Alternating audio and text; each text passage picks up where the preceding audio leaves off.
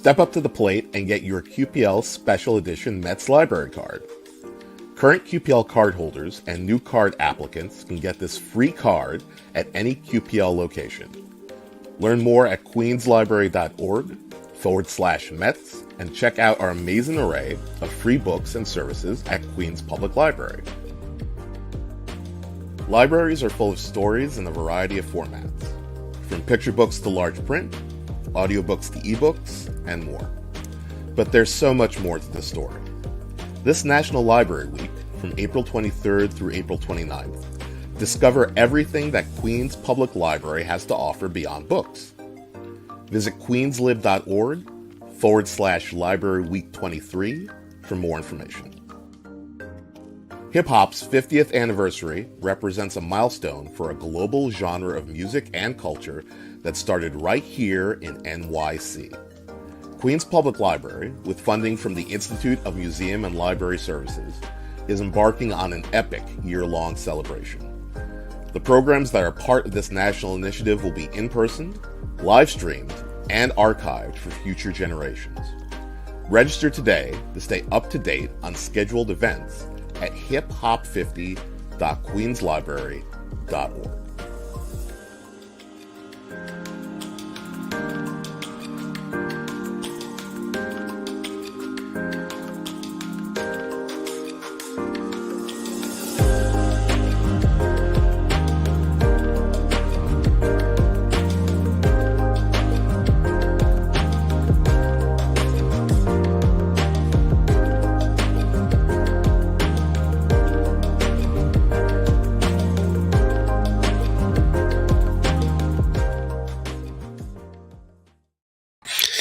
Welcome to Wellness Wednesdays. I'm Christopher Galarza, Queens Public Library's Community Health Coordinator. Today, we welcome back Cherise Francis for our monthly workshop series, where we will read and discuss excerpts from essays and generate written work based on prompts inspired by the memoir anthology, You Are Your Best Thing, Vulnerability, Shame, Resilience, and the Black Experience, edited by Tarana Burke and Brene Brown. Based on the quotation from Toni Morrison's Beloved, how can we see ourselves as our own best thing? How does living in our truth give us the breathing room to be our full selves? We will be deep diving into various themes like vulnerability, family, healing, spirituality, social and institutional oppressions, art, and memory. Without further ado, please welcome Cherise Francis. Thank you, Christopher, and welcome, everyone. Today, we're going to be talking about art making, activating archives, and memory work as a way to reclaim our narratives. So to begin, this is actually one of my art pieces. It's called Jazzy Jam, and it was from a art series that I did called Art I Fact. And it was part of the Jamaica Flux project that happens at the Jamaica Center for Arts and Learning. And this was a collage series that I did in thinking about the history of Southeast Queens and Jamaica, especially as the neighborhood is changing. And so I wanted to tap into the history of my neighborhood and my community to kind of reclaim narratives that could potentially be lost. So this particular collage is centered around the jazz history that's located in Southeast Queens. And I chose this to highlight the importance of art as a kind of practice that is about activating archives, especially archives that may not be as readily available or archives that we aren't supported by institutions and archives that is developed by ourselves and our communities. And so in thinking about that, let us begin reading from Irene Atonia Diane Reese's My Journey, Vulnerability, Rage, and Being Black in the Art World. I am a contemporary artist and visual activist born and raised in Houston, Texas. My work is cathartic. Each series I create is a call and response for the memories I've experienced in my life. The journey of my work thematically brings my Black identity to the center stage. My Blackness is not linear, it is fluid. Being Black is multifaceted, and I want to show all of it. I want to continue to eliminate the normality of the one type of Black person that is showcased in white centric art institutions. Interacting with my family archives became my sanctuary as a child. Reliving and rememory of the images allowed me to heal. Later in my career, I was drawn back to my family archives, this time using them as a form of activism and celebration. Throughout this passage, I am giving you permission to see my emotions and experience what I experience. What I experience in these photographs is love, grief, rage, and joy. The art that has been created and showcased in this book is unending. It is forever growing with me, spiritually and physically. I imagine years from now, whenever I am physically unable to hold a camera or make art with my hands, I will go back to these bodies of work, much like my family albums, to find resolutions for my everyday life and continue to heal. And the image here is from Irene's series called Billy James, and this art piece is called Kin, and on the faces of her family members are dried flowers.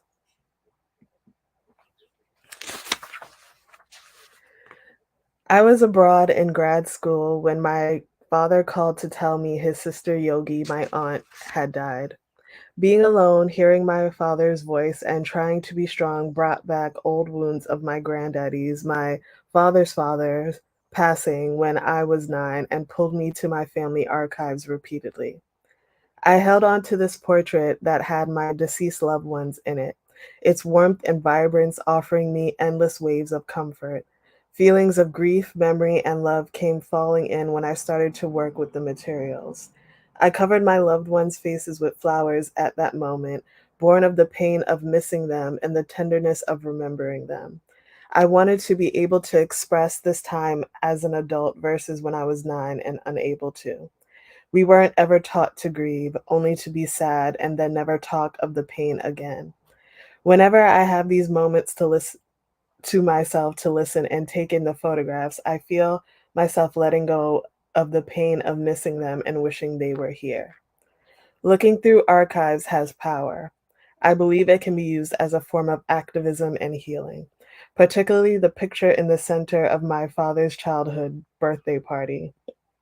Throughout grad school, I found myself dealing with instructors, guest curators, and peers displaying pure ignorance toward that image. A lot of people thought I'd staged that photograph. I then was confronted with the reality that they had never seen a Black family portrayed with full on Black joy. I remembered saying to them, my goal is to break down the canon, the white gaze. I want to continue to make work for my communities only, so this is my way of doing so. People need to be exposed to these circulations of fluidity that Blackness holds. It should never be viewed as something linear. That obviously struck a nerve with them. I came off combative, but I was. I was fighting to protect my family archives, to protect my Black identity. And as you can see, these are some pictures from Irene's family archives. It's hard to unlearn whiteness when it's being pushed on you your whole life as a good thing, especially in art institutions and universities. For mainstream media, the imagery of Blackness has been controlled and contrived into how white folks view our community. I'm in control of my narrative and I'm going to tell my story. My childhood consisted of dancing ballet folklorico and reciting poems of Langston Hughes to my father and mother while screaming, I'm Black and I'm proud, I'm Mexican and I'm proud. My childhood was peculiar growing up in a biracial household. My mother is Mexican American, my father is Black, and both grew up in small rural towns in Texas before they met in the middle of Houston. My father was very vocal about embracing Black identity. I saw myself being around groups and people that embraced my mother's features and cultures instead of my father's, and this impacted my childhood. Due to my father uplifting my Afrocentric features and ideology, I found myself mirroring him when creating art with a heavy sprinkle of Black intersectional feminism. I often get asked why I haven't made art surrounding my Mexican culture or heritage. It's not that simple for me. The same way I was asked to choose between my identities growing up, I get berated in my adult life as an artist for not doing enough work about my Mexican side. What is it that they want me to create? Latina Dad doesn't celebrate or acknowledge Black or Indigenous Latinx folks, and based on my experience, I have to first make work about how Latina Dad has impacted me. I have tried to separate the two identities, but it causes more harm than good, in my opinion.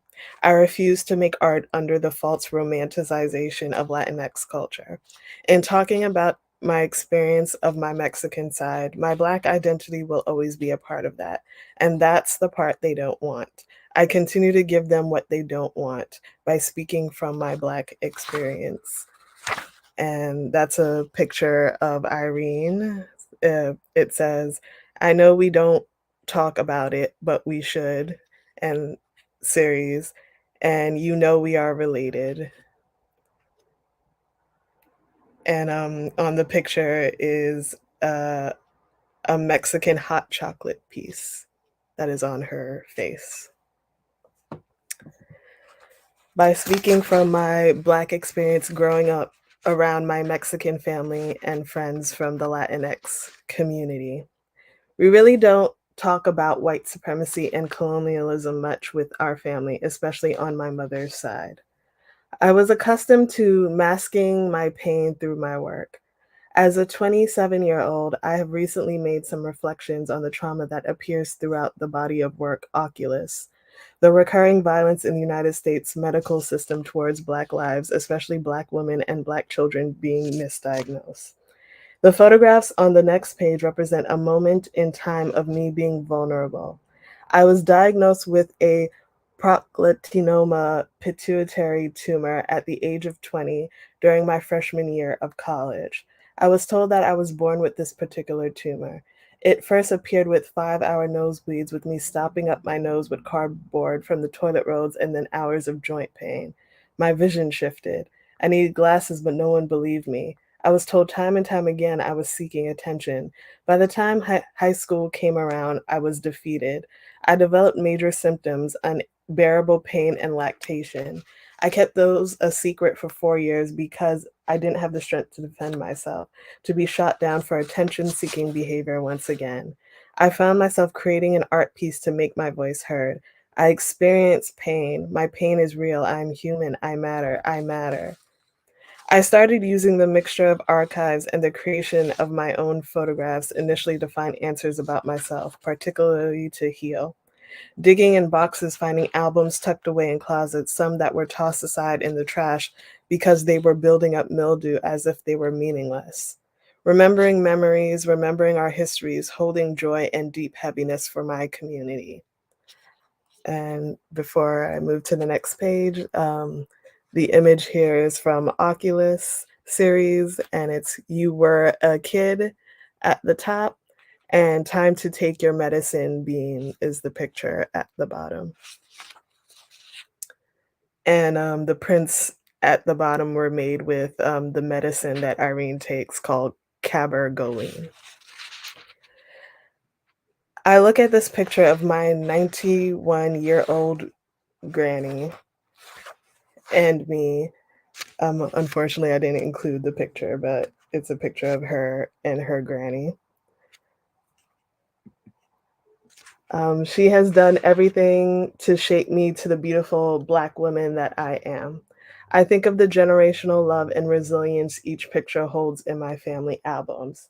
As I continue this journey of working with my family archives to create acts of healing and to end generational trauma, I think about our past, the African diaspora, the erasure of us. The gestures I made restoring, circulating, and archiving them felt metaphorical, like bringing their souls back. I did it to protect not only the physicality, but the spirituality.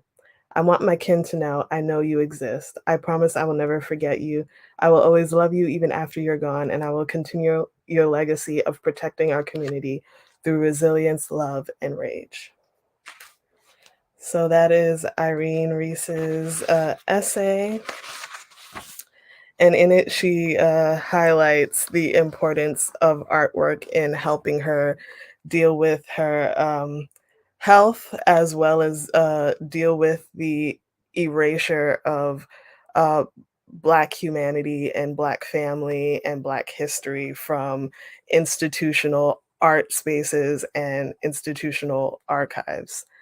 So, in thinking about memory and art, I wanted Oh, before that, I want to share the first prompt, and it's ekphrasis.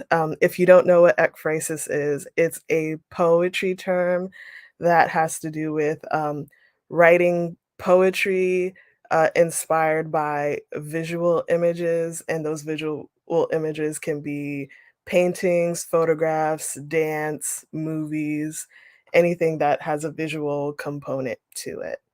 So for this first prompt, I would like for you to take a family, friend, or selfie photo that you have. You can go through your phone and find a photo and write about that photo. What do you see in that photo? What do the specific details of that photo say to you?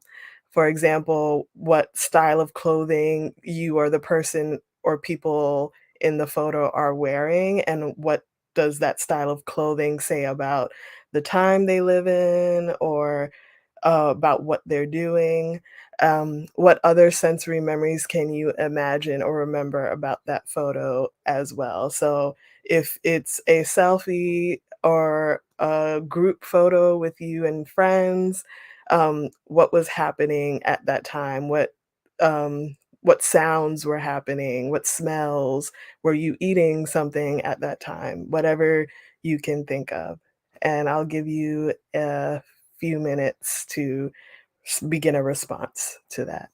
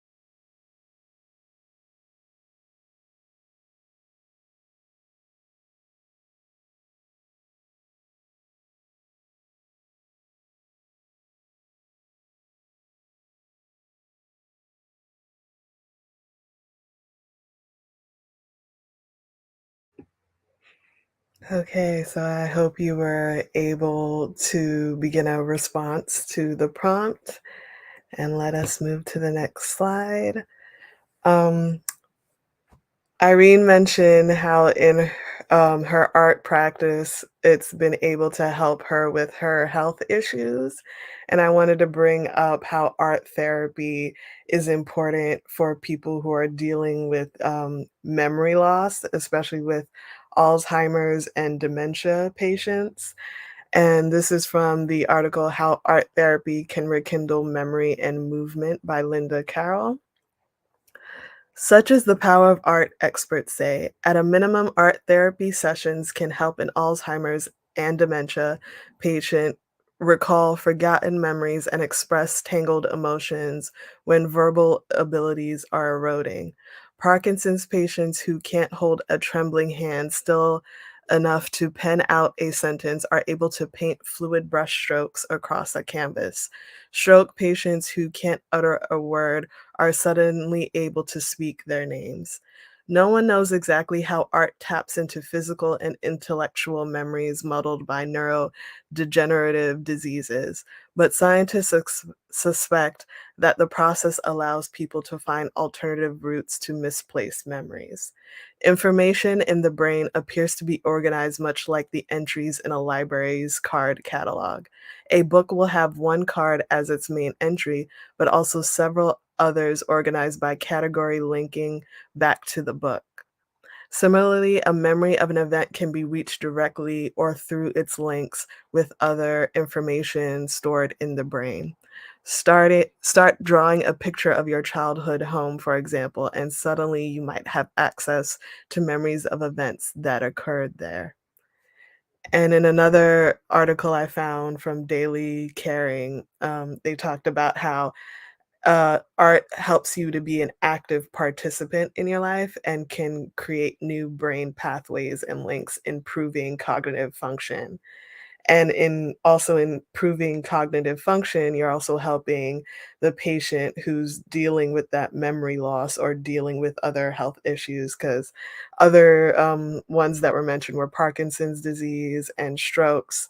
And so that fear and anxiety and depression of losing certain physical capabilities or mental capabilities, losing health um, can have an effect on someone's emotions. So art therapy can help in expressing that pain of dealing with those health issues, much in the same way that Irene talked about dealing with health issues through her art.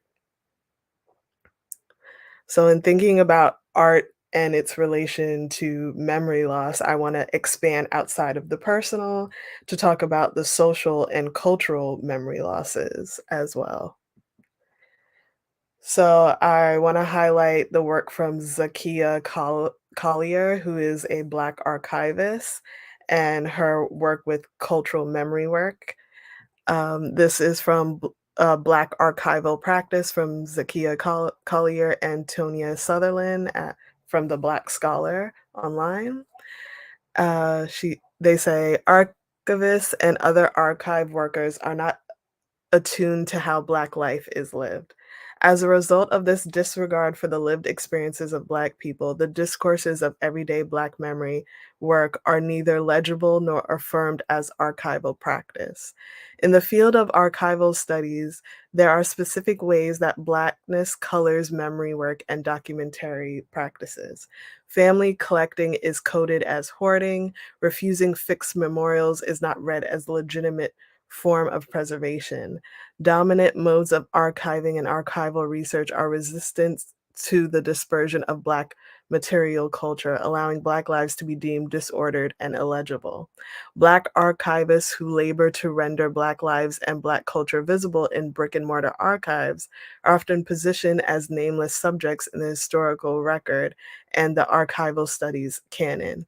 This themed issue imagines the possibilities for naming another archive, another mode through which we might view Black lived experiences and Black archival lives and understand how Black lives have been lived in spaces of impossibility.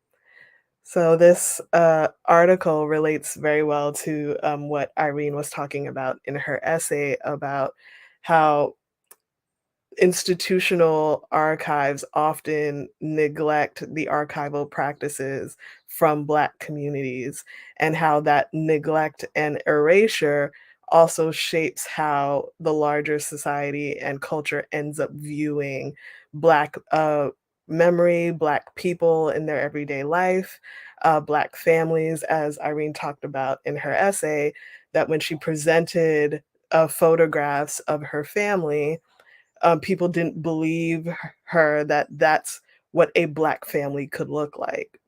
And so when you have uh, the neglect of Black archives, it affects the larger cultural perception of Black people in general. So to continue, they wrote, the theme explores how the social meaning, past, present, and future of Black archival practices get imagined, contested, and negotiated within traditional archival spaces, and in spaces intentionally coded as Black. To date, these spaces have too often been seen as mutually exclusive. Scholarly engagement with Black archival practice has started to address archival redress and recovery, the Black memory worker, descriptive practices, gaps and vagaries in institutional archives, and the development of alternative Black archival spaces. However, as Black archival practice is considered more carefully, new understandings have begun to emerge from refusal to embodiment, as the contributions in this issue will reveal, the potential and promise of Black archival practice has much more to offer. And as Irene discusses in her work, um, art practices from Black people often acts as a kind of archival practice. And with Black culture, there is a lot of interdisciplinary work that goes into how we think about archiving. Archiving isn't simply um, the institutional mainstream thinking of archival. Archival can happen through our dance culture. Archival can happen through our musical culture, our art, our various art making practices, our literary work. All of those can also act as various forms of archives for us.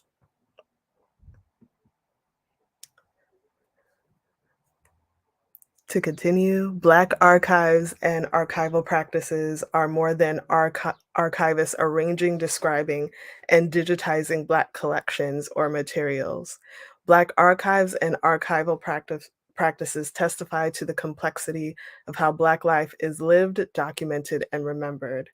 Putting scholars from archival studies, African American studies, the digital humanities, and other scholarly and professional disciplines in conversation with one another around the topic of Black archival practice. This themed issue asks us to consider questions such as what constitutes a Black archive and what constitutes Black archival practice inside the archives and the spaces that exceed it.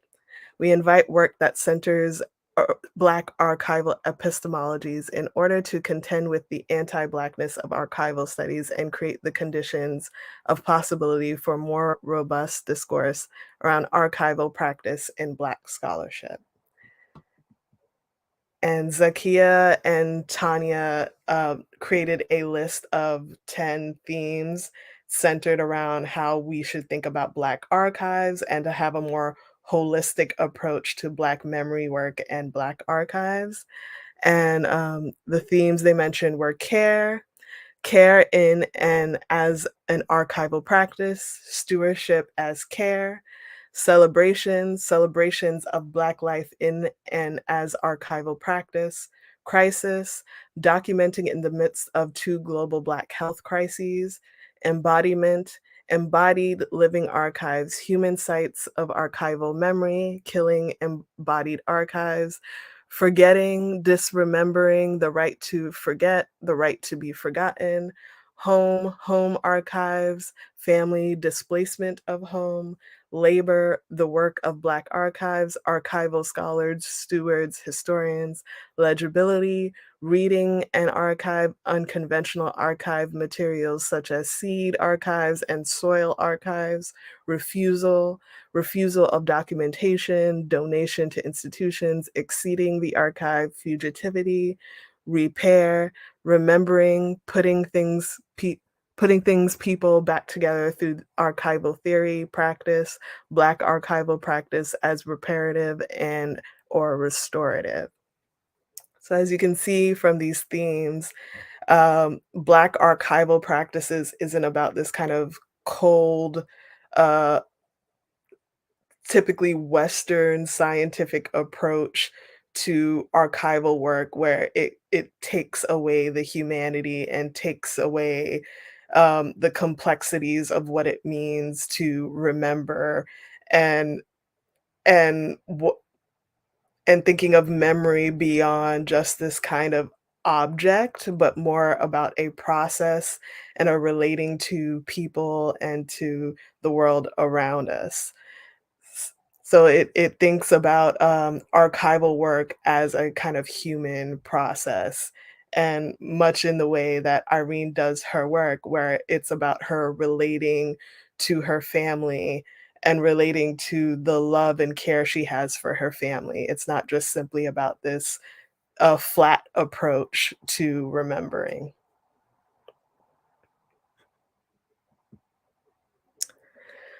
So, in thinking about archives, I wanted to bring up another work from Britt Russert called Fugitive Science.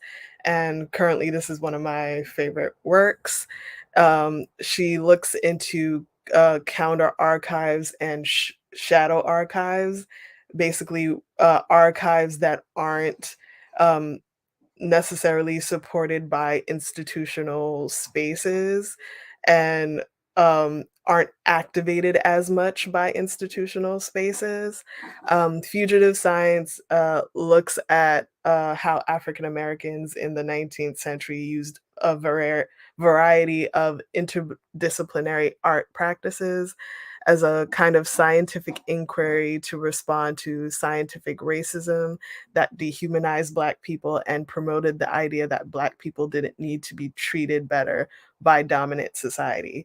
And Irene mentions this in her essay as well about how medical racism impacts Black people as well. And a lot of this goes back to the 19th century as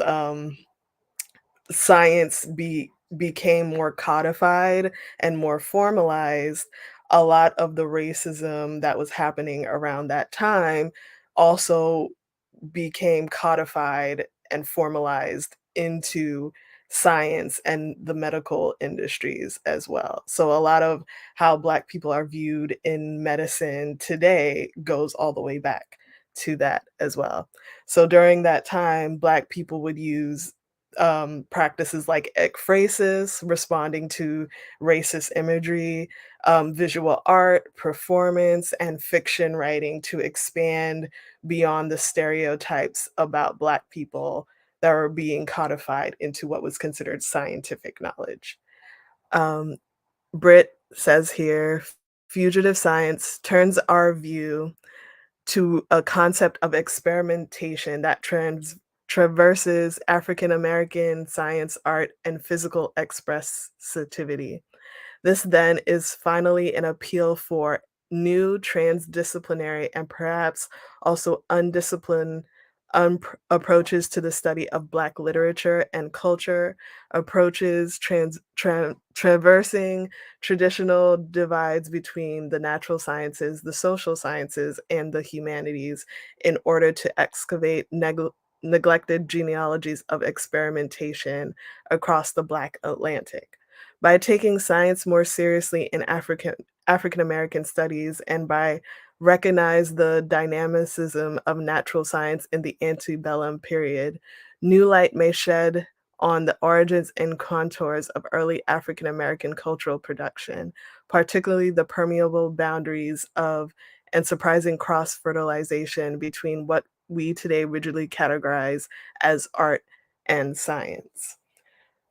So in that, quote, you can see how, Britt Russert mentions that, African American approaches to art and science aren't always separated the way, mainstream Western culture tends to separate art and science. For Black culture, they often feed into each other because, with scientific racism, it's not objective, it's, subjective. The subjective plays into it as well and influences how Black people are seen. Um, the science isn't just pure fact, but, how white mainstream culture views Black bodies, views, the type of care Black bodies need, and Black people need, and how, culture often shapes what is considered fact or truth. And so when we're looking at anything, we have to look at things from this type of care of seeing how our perceptions of other people can affect what is considered fact or truth. And that goes back to, the the collage I did called, Art I Fact, where I was pointing out how art can influence fact. That fact is not just a thing that simply exists, but is also created and processed and is based off of our observations and perceptions of what reality or truth is. So, in looking at facts, we also have to look at our own perceptions and biases as well. And to move on, I wanted to also bring up this piece that was a response to Fugitive Science from Michelle D. Commander, who's the author of Afro Atlantic Flight. And she wrote a response piece called Underground Black Speculations and the Future. And I think this piece, highlighted the importance of counter archives and shadow archives as a way of looking at Black healing and Black wholeness and Black wellness, to be able to imagine other possibilities through this kind of speculative work and imaginative work, and that memory work is about speculation and imagination and being able to imagine another world. And in this quote, Michelle talks about the relationship between liberatory practices like enslaved Black people running away from slavery through the Underground Railroad being similar to art practices of highlighting other possibilities of what Black life can be, but also what Black life was and has been neglected and erased, or buried through history and through capitalism and slavery and other oppressive forces that only care about a kind of commodified image of Blackness, a kind of monolithic image of Blackness that is easy to sell, but doesn't care about the diversity and complexity of Blackness, which would actually help with our wellness and our healing. So you can read, that on your own, but I want to get to the last prompt. That is, create your own counter archive. And what information do you seek that is not available? Create a method of inquiry like a scientific method in order to investigate your questions or knowledge you are seeking. So I'll give you a few minutes to begin writing your own counter archive process for yourself, and then we'll come back and end with a few resources.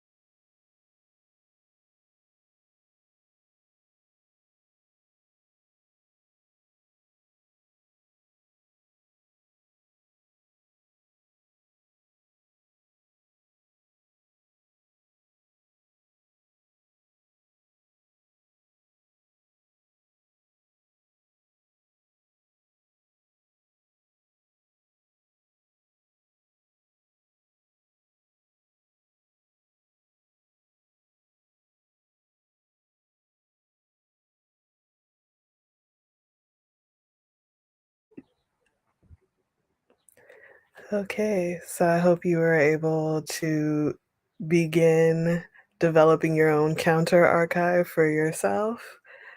And now I will end with a list of resources.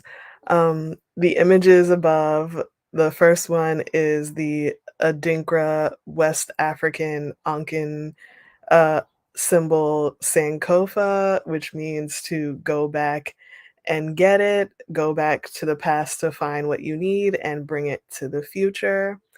And the other image is from the Nomadic Archivist Project, which is one of the links here. I provided several resources to think more about memory work. One is actually part of the Queens Public Library, Queens Memory Project. They collect photographs and other documentation that highlights the community members and families that exist in Queens in order to archive the history of people who live in Queens, and I think it's a great resource.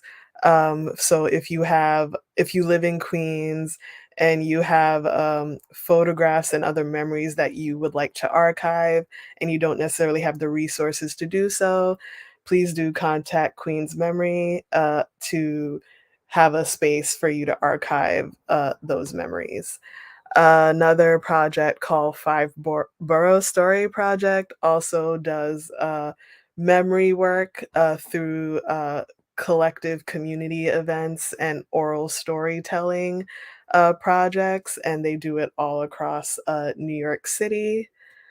Archival Alchemy uh, does a practice where she combines art and archival work, and she also helps others in terms of archiving their own lives and developing practices to help them archive their memories and other materials that they may have. Uh, of course, Schomburg Center is one of the uh, biggest Black-centered libraries that exist, and it began from Arturo Schomburg when he was in school. Allegedly, the teacher that he had told him that Black people had no history. And so he spent the rest of his life dedicating to proving her wrong and showing that through his archival work and his memory work that Black people have a wide breadth of history and contributions to the world, and that's an important center for if you want to activate archives and use your own art practices to activate those archives as well.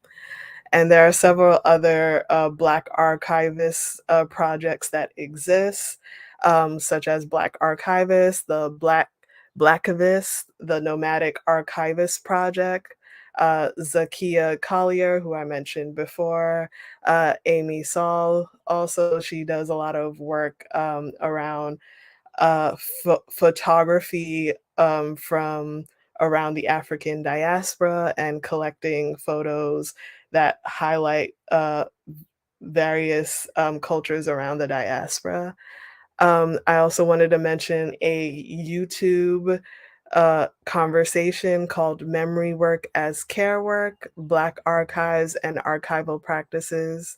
That's a great conversation between Zakia Collier and other Amy Saul and other Black archivists that you should really check out. And that'll be it for today. If you have any questions or comments, please do share it in the chat.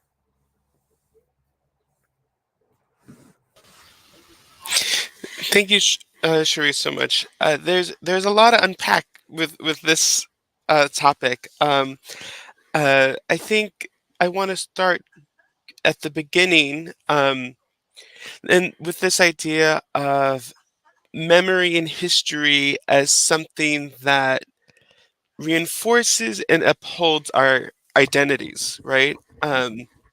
And I think it's a it's really interesting with you finishing with that quote by that man saying that Black people have no history, when Mhm, we know that Black history has been dismantled and erased throughout the years, right? So mhm, I think there's also an interesting, like, ahistorical take on that, where we don't really know about the history because we've been told to not know about the history.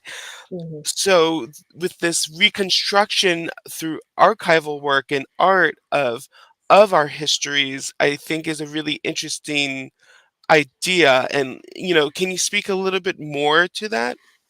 mhm. Yeah, it does make you question a lot about our culture because 'cause we've been taught certain things and we've been told, like, "Oh, this is a fact," when, like and that we're supposed to just accept it as a fact instead of going, "Well, who decided this was a fact?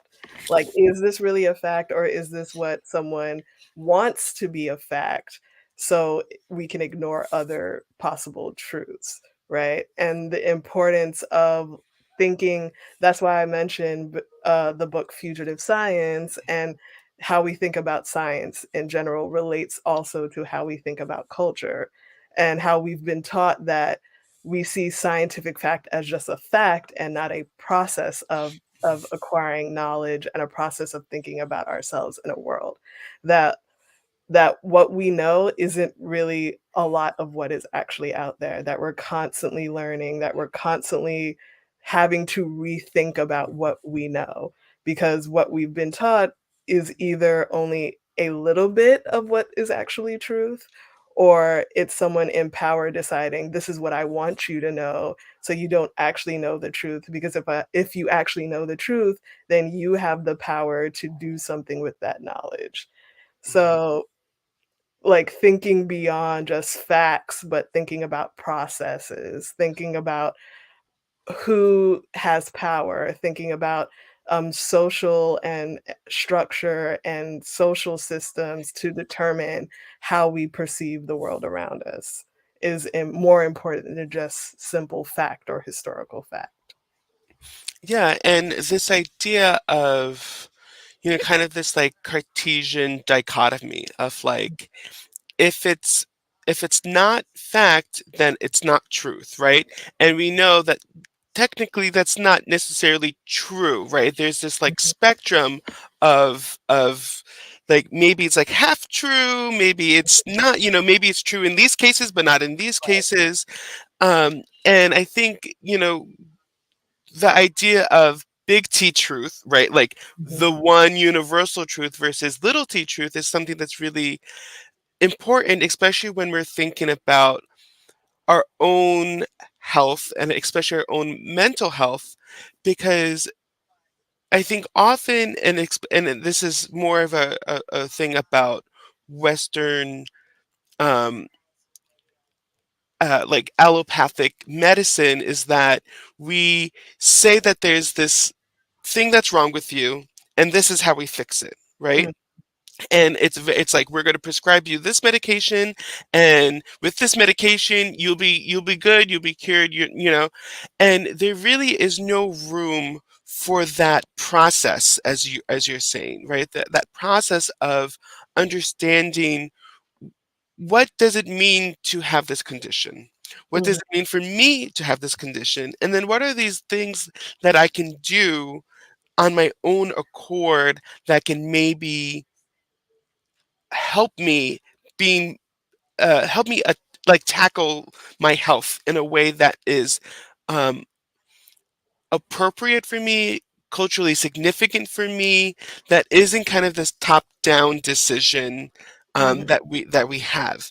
Um, I kind of went all over the place, but, I think, like, can you speak about this, going back to this the structures, as you were saying, how at the core, we have,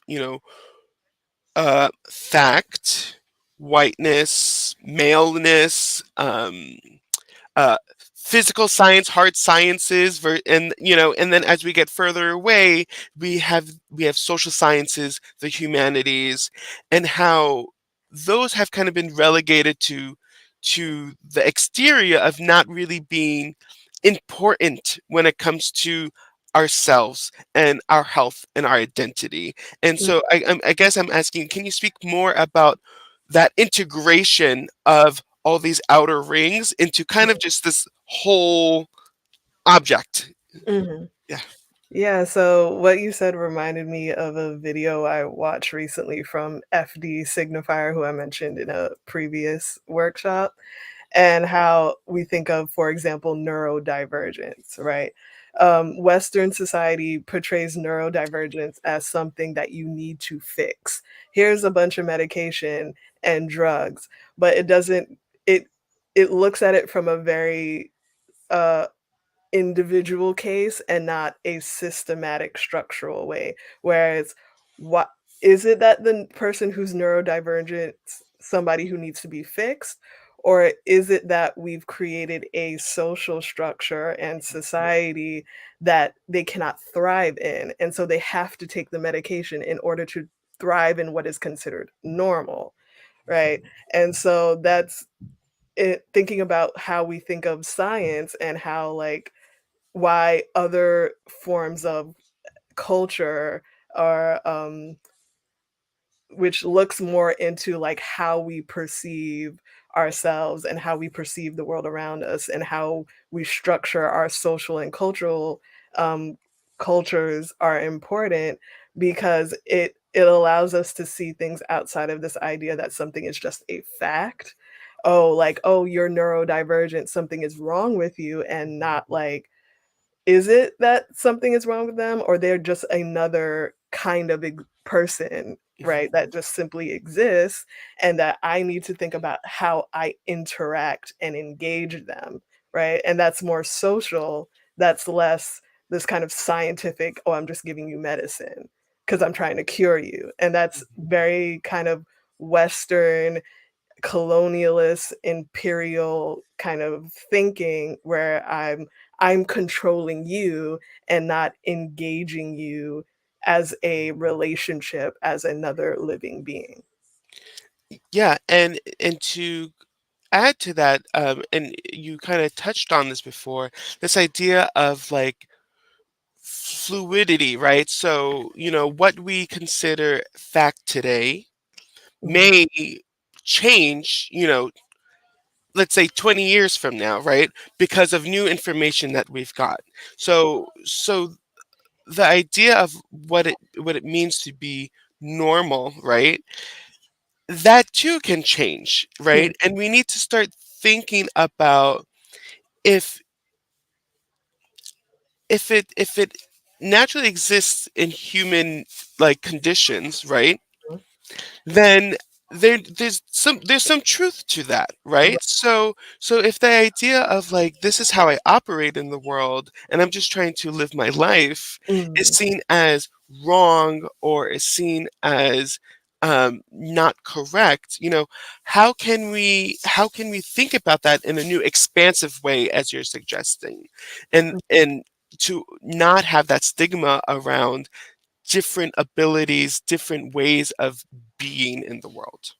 mhm. Yeah, and a lot of that has to do with, in some ways, thinking outside of your individual self and thinking in a collective self. Mhm, You are in relation to other people. You are not the center of everything. You are one type of person, and other people think differently, live differently than you, experience the world differently than you. So you should approach life with this sense of care and curiosity and not this, "Oh, I know everything and I know it all, and anybody who disagrees with me is absolutely wrong." Instead of like, "Let's have a conversation." Like, mhm, yes, I experience the world in a certain way. You also experience the world in a certain way. I'm not in your body, mhm, so we can have the conversation. I'm gonna be me, you're gonna be you, mhm, right? And there's nothing wrong with that, mhm. essentially. And both of those can be correct at the same time. Exactly. So I just want to say thank you so much, Cherise, for once again coming in to Wellness Wednesdays, and we want to thank everyone out there who joined us for today's program. And we will see you at our next Wellness Wednesday. Have a great day, everyone.